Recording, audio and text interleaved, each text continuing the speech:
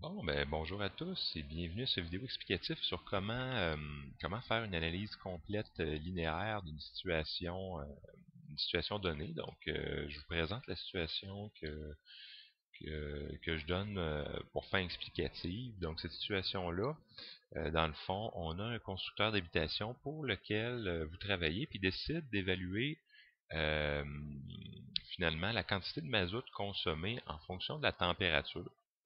Donc, qu'est-ce qu'on a comme relevé? Bon, on a un relevé de la consommation moyenne de mazout en fonction de la température à l'extérieur.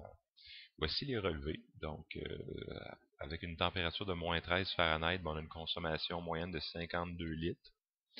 Ensuite, pour moins 8 degrés Fahrenheit, 44. Pour moins 4, 36,8 et ainsi de suite. Donc ça a été des relevés qui ont été faits durant 24 heures et qui sont compilés dans le tableau ici. Donc là, on aimerait savoir, est-ce qu'il y a un lien linéaire entre la température X et la quantité de mazout consommée Y? Parce que la quantité de mazout va dépendre de la température extérieure. Donc, la première étape à faire, ça serait d'aller dans Excel. Donc, je vais me permettre de tasser cette feuille-là. Je vais aller dans Excel. Je me suis ouvert une nouvelle feuille. Puis, qu'est-ce que je vais faire? Je vais je vais retranscrire les informations que j'ai ici. Donc, ici, j'ai la température en degrés Fahrenheit. Si vous voulez mettre le degré, ici j'ai fait 0, j'ai fait O Fahrenheit, mais ce que je vais faire, je vais venir sélectionner mon petit O. Je vais faire clic droit dessus, format de la cellule, puis je vais venir lui dire superscript. Si vous l'avez en français, je crois que c'est le mettre en exposant. En anglais, c'est superscript. OK. Vous voyez température en Fahrenheit. Ici, je vais mettre la quantité en litres. Fait. Vous voyez que ça dépasse un petit peu. Je vais agrandir ma cellule ici. Puis, une autre manière de faire les choses, moi, ce que j'aime bien faire, c'est que je sélectionne les deux cellules, je fais clic droit, format des cellules, puis je vais choisir dans l'alignement Warp Text. En anglais, c'est Warp Text. En français, c'est renvoi à la ligne automatique. OK. Puis là, si vous réduisez, vous voyez que il y a un renvoi à la ligne automatique qui se fait. Tiens, je pourrais mettre ça entre parenthèses, en Fahrenheit. Puis ici, je pourrais mettre entre parenthèses en litres. Et puis, agrandir un peu. Voilà. Mettre ça comme ça. Température en Fahrenheit, quantité en litres, les centrer. Puis réduire un petit peu. Parfait. C'est presque correct. Puis j'ai juste faire un espace. Quelques espaces. Et voilà. On retranscrit nos données. Moins 13, moins 8, moins 4, 2, 8, 15. On retranscrit nos litres. 52, 44, 36,8, 28, 18, 6,8. Voilà, on met ça joli avec des lignes. On choisit les lignes ici en haut, des bordures, puis on met un titre à ce tableau-là. Je vais fusionner les cellules avec le bouton qui est ici. Puis je vais appeler ça quantité de mazout, quantité moyenne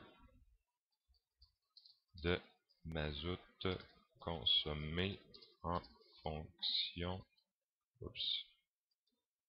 quantité de mazout consommé en fonction de la température. Voilà. Donc là, ça nous fait un beau tableau. Ah, je pourrais peut-être centrer le tout. Voilà, on centre le tout. Là, c'est vraiment joli. Donc ça nous fait un beau tableau de notre répartition. Une fois que notre tableau est fait, ben là, la première étape de toute analyse linéaire, ça serait de tracer le graphique à l'aide d'Excel. Donc, je vais cliquer sur la cellule ici, puis je vais faire Insertion. Là, je vais agrandir un peu ma fenêtre pour qu'on puisse voir. Insertion, puis je vais choisir l'icône qui est ici, Scatter en anglais, c'est nuage de points en français. Puis je vais choisir le premier en haut à gauche. Donc, je vais choisir celui-là. Ça m'ouvre une belle fenêtre blanche comme ça ici. Cette fenêtre blanche-là, pour mettre nos données dedans, il faut faire clic droit, sélectionner des données. En anglais, c'est Select Data. On ajoute une légende ici, donc on fait ajouter. Puis, on va venir sélectionner nos valeurs en X ici. Donc, je vais choisir mes valeurs en X. Mes valeurs en X, c'est la température. Puis, mes valeurs en Y, c'est la quantité en litres. Je les sélectionne, je reviens et je fais OK.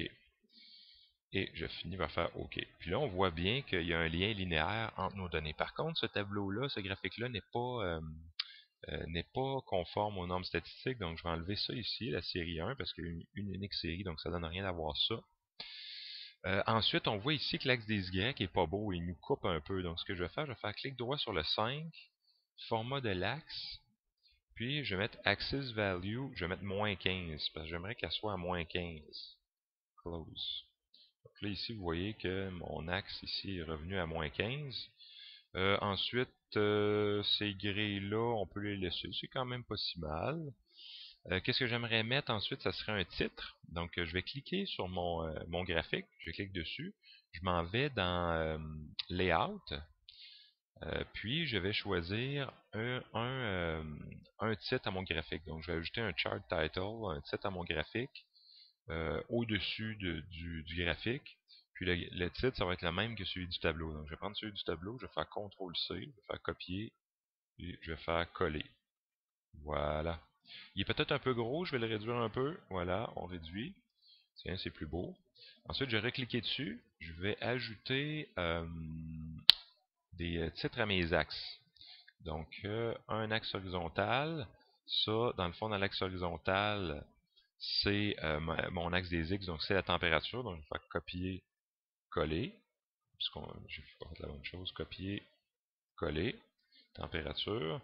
Puis, je vais ajouter aussi dans Layout un axe vertical ici, qui va être la quantité en litres. Copier. Oups, j'ai cliqué 2 fois. Copier. Coller. Voilà. Donc là, ça nous donne un beau graphique conforme aux normes statistiques. Ce qu'on aimerait faire, calculer par Excel, ce serait l'équation de la droite de régression, parce qu'Excel a une fonction qui calcule ça automatique. Donc, je vais faire clic droit sur un point. Puis je vais faire Add Trend Line. En français, c'est ajouter une courbe de tendance. Donc, je vais faire Add Trend Line. Puis, je vais venir sélectionner linéaire. Puis, en bas, j'aimerais ça avoir display l'équation. Donc, d'afficher l'équation sur le graphique. Close. Et là, on a la belle équation de notre courbe de tendance. Puis, en plus, il la trace. Donc, on voit que c'est vraiment une belle relation linéaire qu'on a ici, quand même très bonne. Donc là, ensuite, qu'est-ce que j'aimerais que vous me fassiez, c'est que vous me calculiez certaines statistiques. Certaines statistiques avec leurs valeurs et une interprétation. Une interprétation, tiens, l'interprétation, je vais mettre plus de place, je vais fusionner ces cellules-là. Les statistiques que je veux, j'aimerais avoir le coefficient de corrélation, qui est le R dans le fond.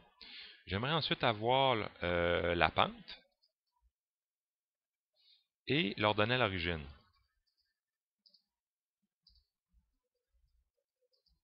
L'ordonnée à l'origine.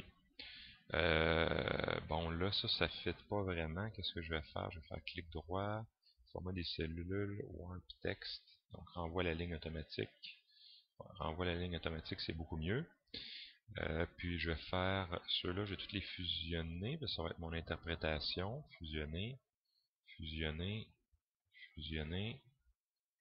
Puis, je vais mettre des bordures, des bordures. Voici les bordures. Tout le monde centré, voilà. Donc, coefficient de corrélation, Excel a une fonction aussi pour le calculer. Donc, je vais cliquer sur cette cellule-là, je vais mettre mon coefficient de corrélation là. Il s'agit d'appuyer sur F de X ici, puis d'aller dans la catégorie statistique. Dans la catégorie statistique. Puis, en français, je crois que c'est Corel, mais en anglais, c'est... oui, c'est Corel. Coefficient de corrélation, Corel. En français, c'est peut-être coefficient de corrélation. En tout cas, en fouillant un peu, vous allez le trouver dans cette catégorie-là. Vous faites OK. Puis, vous allez sélectionner vos X et vos Y. Donc, je vais aller sélectionner mes X en premier. Mes X, qui est la température. Puis, je vais sélectionner mes Y, qui est la quantité en litres. Puis, on fait OK. Puis, ça nous calcule automatiquement le coefficient de corrélation. Pour ce qui est de la pente, même chose. Vous appuyez sur le bouton ici, vous faites F de X. La pente, pour moi, en anglais, c'est la Non, c'est pas forecast. C'est... Puff, c'est pas le Pearson, c'est pas le Pyramid. C'est le slope. Donc c'est le slope. En français, c'est juste pente. En anglais, c'est slope. Pour ceux qui ont Excel en anglais, vous faites OK. Vous allez chercher vos Y ici. Vous allez chercher vos X ici. Puis vous faites OK. Et ça vous donne la pente, exactement la même que sur le graphique en fait. Puis finalement, l'ordonnée à l'origine, vous faites f de x. Puis en anglais, c'est dans statistique, encore une fois. En français, c'est ordonnée origine, mais en anglais, c'est l'intercept. Puis vous faites OK. Puis là, vous allez encore une fois chercher vos Y, chercher vos Y, chercher vos X, chercher vos X, puis vous faites OK. Puis ça vous donne votre ordonnée à l'origine. L'interprétation de tout ça pour le coefficient de corrélation, comme on a un coefficient de corrélation qui est près de -1, très près de -1 même, ça veut nous dire dans le fond que on a un modèle qui est très fiable. Donc, le modèle linéaire est très fiable et négatif. Négatif parce qu'on voit que c'est décroissant. Donc, c'est un modèle linéaire très fiable et négatif. La pente de -1,6 à peu près nous donne que, dans le fond, pour chaque augmentation de 1 degré en température, on réduit notre consommation moyenne de 1,6 litres. C'est ça que ça veut dire, dans le fond. Donc, pour chaque augmentation de 1 degré Fahrenheit, je vais mettre mon degré ici, je vais sélectionner mon O, deuxième clic, format, superscript, voilà. Pour chaque augmentation de 1 degré Fahrenheit, nous réduisons la consommation moyenne de mazout de 1,6 litres. Voilà. Là, il apparaît pas, donc je vais faire clic droit, format, alignement, warp text, puis je vais agrandir un petit peu ici. Voilà.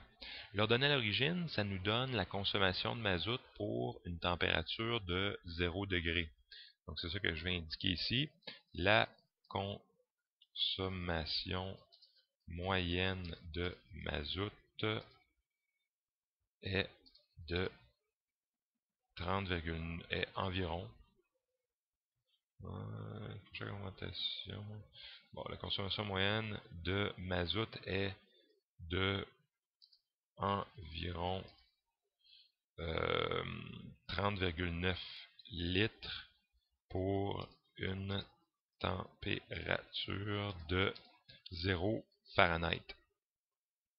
0 degré, je vais mettre mon degré, format, superscript, strike, super, et on met un point à la fin d'une phrase, et je vais refaire format de la cellule, alignement, warp text, voilà. La consommation moyenne de mazout, nous réduisons la consommation de mazout. J'aurais dû dire ici d'environ, parce que j'ai quand même arrondi là, d'environ 1,6 litres. Je pourrais agrandir un peu ici pour que ça rentre, voilà. Donc, voici les interprétations pour le coefficient de corrélation. Le coefficient de corrélation de -0,99, c'est un modèle linéaire très fiable et négatif. Une pente de -1,6, ben, ça fait en sorte que pour chaque augmentation de 1 degré Fahrenheit, nous réduisons la consommation moyenne de mazout d'environ 1,6. Une ordonnée à l'origine de 30,9, ben, ça fait en sorte que la consommation moyenne de mazout est de environ 30,9 litres pour une température de j'ai pas écrit mon 0 degré Fahrenheit. Donc, c'est ça que je veux que vous me fassiez pour les deux autres mises en situation que vous avez sur le document. Les deux autres mises en situation qui sont une expérience réalisée qui consiste à plonger un manomètre dans un récipient rempli de liquide. Donc, vous allez faire la même chose pour ça. Me donner vos interprétations, le graphique, le tableau.